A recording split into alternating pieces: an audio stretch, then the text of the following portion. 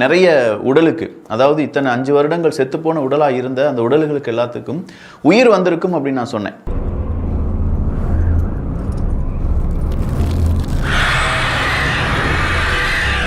இதை நம்ம பல மாதங்களுக்கு முன்னாடியே சொல்லிட்டு இருக்கோம். ஒருவேளை திமுக தோத்துட்டாங்கன்னா பல வாய்கள், வாடகை வாய்கள், உருட்டுக்கள், ஏகப்பட்ட நபர்கள் போராடுவாங்க. ஆட்சி மாதிரி இன்னைக்கோட 15 நாள் 2 வாரம் மேலே ஆகுது. ஏண்டா 2 வாரம் ஆட்சிங்கிற மாதிரி ஆகிப்போச்சு. அப்படி ஆகிப்போச்சு. இப்போ திருமண பக்கம்லாம் கொலை, கற்பழிப்பு, இதான் மாற்றம்னோம்ல. மாற்றம் வேணும்னு சொன்னீங்களே, நல்ல மாற்றம். அரசாங்கம் தொடங்கி 15 நாட்கள் ஆகல, அதுக்கு முன்னாடி இந்த அரசாங்கத்துக்கு எதிராக ஏகப்பட்ட அரசியல் சூழ்ச்சிகள் நடந்துட்டு இருக்கு அப்படின்னு சொல்லி மக்கள் பேச ஆரம்பிச்சிருக்காங்க. ஆட்சி சரியில்லைன்னு சொல்றாங்கல்ல, அது எனக்கு ஏற்படுதல்ல. ஒரு கவர்மெண்ட் ஒரு 6 மாசம் குறைஞ்சது ரன்னா தான் அது நிறைவேறிருக்கு. இந்த கோவன் ஐட்டம் ரொம்ப நாளா கோவணத்தெல்லாம் உருவி எவனோ படுக்க வச்சிருந்தானுங்களான்னு தெரியல. 5 வருஷம் இவனை காணவே இல்லை. இன்னைக்கு திடுதிப்புனி பார்த்தா கோவன் வந்திருக்காரப்பா. என்னையா கோவன் வந்திருக்காரு? மற்றபடி நோக்கம் இதுதான், சனாதனம் ஒழிய வேண்டும், இந்த நாட்டில் இருக்கக்கூடாது.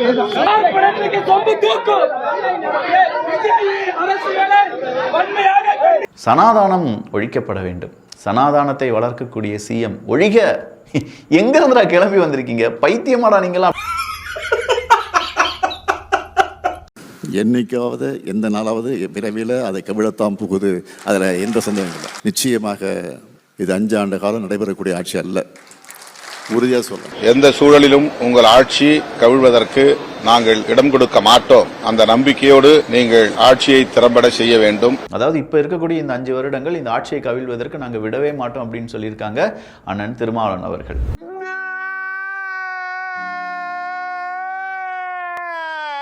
விரத்தியில ஏதோ ஒண்ணு பேசுவாரு, விரத்தியில பேசுவாரு. அவர் என்னென்னமோ பேசிட்டு இருக்கிறார். புதிதாக பதவி ஏற்றிருக்கக்கூடிய அரசு அவர்களுக்கு போதிய அவகாசம் தரப்பட்டிருக்கிறது. இதற்கு பிறகு கூட சூழ்நிலையை அவர்கள் சரி செய்யவில்லை என்றால் நிச்சயமாக மக்களுடைய அவநம்பிக்கைக்குத்தான் அவர்கள் தொடர்ந்து ஆளாக வேண்டியிருக்கும். சட்டம் ஒழுங்கு சரியில்லைங்கிறது அது ஏற்புடையதல்ல. ஏன்னா பதவியேற்று இப்போதான் 10 நாள் கூட ஆகலை. அதனால சட்டம் ஒழுங்கு கெட்டு போய்விட்டது என்று சொல்வது அதீதமான குற்றச்சாட்டு. ஐயோ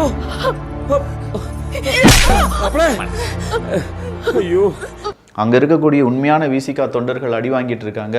ஒருத்தர்லாம் வந்தாரு பார்க்கணும், அப்படி ஜான்சினா மாதிரி இங்க இருந்து பறந்து நேரா காவல்துறை அதிகாரிகள் முன்னாடி விழுந்துட்டாரு.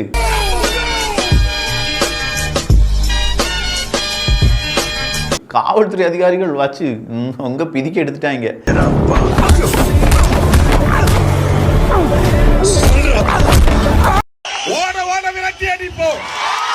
தமிழ்நாட்டில் ஒரு இடத்தில் கூட உங்களால் குடியேற்ற விடாமல் தடுக்க முடியும்.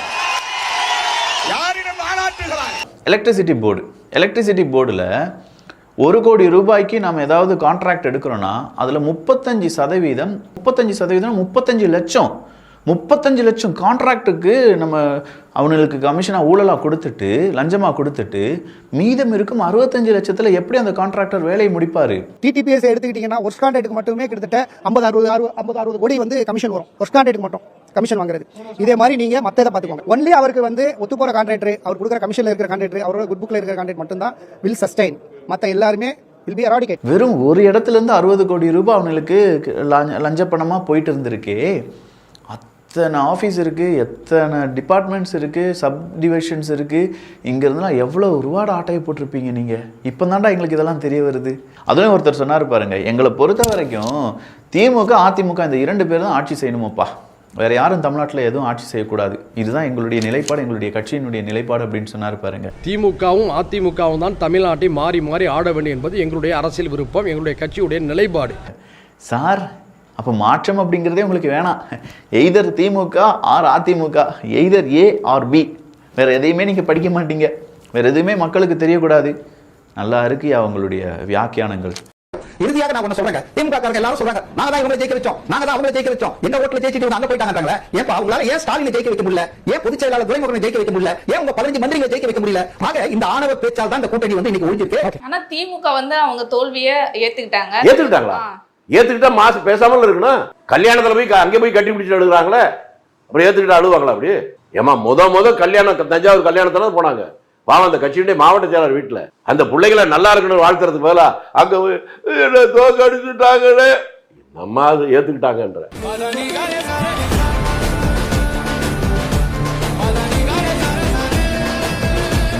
என்ன ரொம்ப அழகா இருக்காங்களா?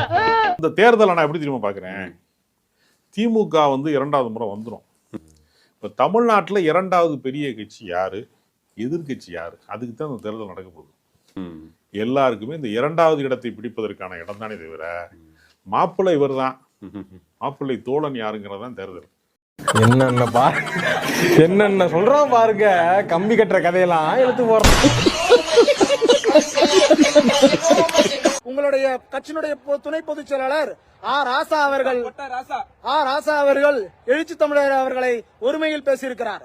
அதை கண்டித்து அறிக்கை விட துப்பு இல்லாத முன்னாள் முதல்வர் அவர்களே, இனி திமுக என்ற ஒரு இயக்கம் இந்த தமிழ்நாட்டில் ஒரு சேரியில் கூட இயங்காது என்பதை நாங்கள் சொல்ல கடமைப்பட்டு இருக்கிறோம். கலைஞர் வீட்டு கதவை தட்டி கனிமொழி தொடைய தட்டிய ராசா அவர்களுக்கு விலக்கு பிடிக்கக்கூடிய திமுக கள பொறுக்கிகளே, 10 ஆண்டுகாலமாக உங்களுக்கு அட்ரஸ் கிடையாது.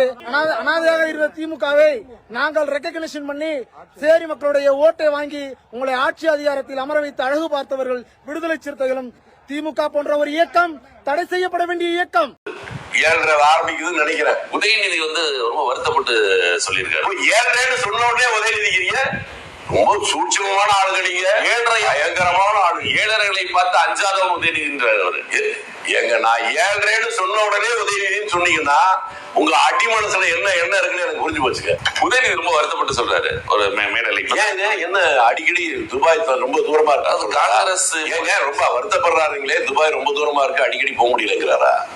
துபாய்க்கு எதுக்கு சார் அவர் போனோம்? எங்க அவர் தாங்க அடிக்கடி மாசத்துக்கு 2 தடவை போறாரு, பக்கமா இருந்தா டெய்லி கூட போலாம். அன்றே சொன்னார் கலைஞர்னா மிருதங்க கலைஞர், நாதஸ்வர கலைஞர், டும் கலைஞர், வயலின் கலைஞர், பல கலைஞர் இருக்காங்க. எந்த கலைஞரை சொல்றீங்க? திராவிட முன்னேற்ற கழகத்தின் மூத்த தலைவரான கலைஞர் கருணாநிதி. அப்படி ஏங்க, அப்ப கலைஞர்னு என்ன பொருள் சொல்லுங்க, எனக்கு புரியல. அனைத்திலும் வித்தகர் கலைஞர், எல்லாத்தையும் வித்தவரா? திமுக வீழ்த்தப்படும் என்று நான் உறுதியாக நம்பினேன். ஏன்னா மீண்டும் இந்த ஆட்சி வருவது என்பது இயற்கைக்கு எதிரானது என்று நான் பார்த்தேன். 210 தொகுதிகளுக்கு மேல் வெல்வோம் என்று சொன்னவர் குளத்தூரிலேயே தோற்றார். குளத்தூர்ல தோப்பார் நினைச்சீங்களா சார்? நான் உதயநிதி தோப்பார் நினைச்சேன். இவர் தோப்பார்ன்றதை என்னால் கணிக்கவே முடியல. என்ன காரணம்னா, வாரத்தில் 3 நாள் அங்கே தாங்க இருப்பார். ஒன்று டான்ஸ் பார்த்துன்னு இருப்பார், இல்லை கோலை போட்டி நடத்துவார், இல்லைனா வடை சுட்டு தின்னு இருப்பார், இல்லைனா வாக்கிங் போயிட்டு இருப்பார், இல்லை கிழவிங்களை கட்டி பிடிச்சி கொஞ்சம் இருப்பார், செல்ஃபி எடுத்துன்னு இருப்பார். குளத்தூர்லேயே குடியிருக்கிறார் இவர் அப்படின்னு பார்த்தா, நீ குளத்தூரில் குடியிருக்கிறதுனாலே நீ தோக்கணும், இங்கே வந்து உயிரெட்டுன்னு இருக்கன்னு சொல்லிட்டு மக்கள் சரியான திருப்பி அளித்திருக்கிறார்.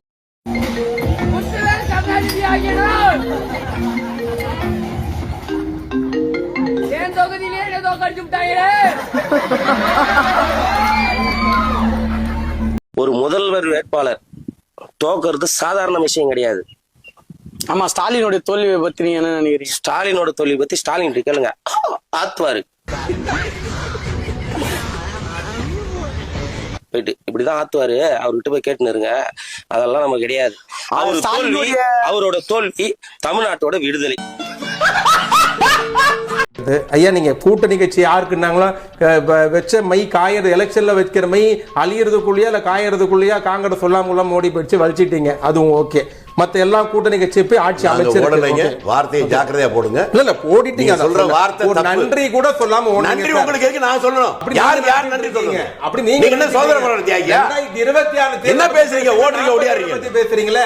2026 பத்தி பேசுறீங்க. 46ல இருந்தா 26 வரும். இல்லங்க, முதல்ல இத பேசு. இந்த நாட்டுக்கே சுதந்திரம் வேணாம்னு சொன்ன நீங்க இந்த சுதந்திரம் இந்தியால நீங்க பிச்சை போடுறீங்களா? உங்களால தனிச்சிருக்க முடியல. நீங்க நின்னுட்டீங்களா?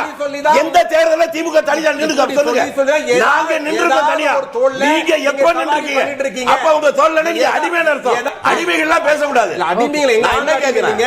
டெல்லிக்கு யார் அடிமைன்னு தெரியும், டெல்லி எது சொன்னாலும் யார் தலையாட்டுறன்னு தெரியும். அது இந்திரா காந்தி படுகொலையா இருந்தாலும் ராஜீவ்காந்தி படுகொலையா இருந்தாலும் எப்படி அரசியல் பண்ணா எல்லா கதையும் எல்லாருக்கும் தெரியுங்க. தமிழ்நாடு சர்வாதிகார சண்டாளி, ஜனநாயக கொலைகாரி, முக்காடு போட்ட முசோலினி, 20ஆம் நூற்றாண்டு ஹிட்லர் சொல்லிட்டு அடுத்த நாளே நேருவின் மகளே வருக, நிலையான ஆட்சியை தருக. யாருக்கு சொன்னா? RSS தேச விரோத கட்சி சொல்லிட்டு தேர்தலில் ஜெயிச்ச உடனே வாஜ்பாய் ஆட்சியில் சேர்ந்து மந்திரி ஆன உடனே தவறான இயக்கத்தில் இருக்கிற நல்ல மனிதர் நானா சொன்னேன். வாங்கிக்கடா கேண்டீன் பக்கம் வருது பெரிய ரவுடியா வாங்கிக்கடா போதும் போடா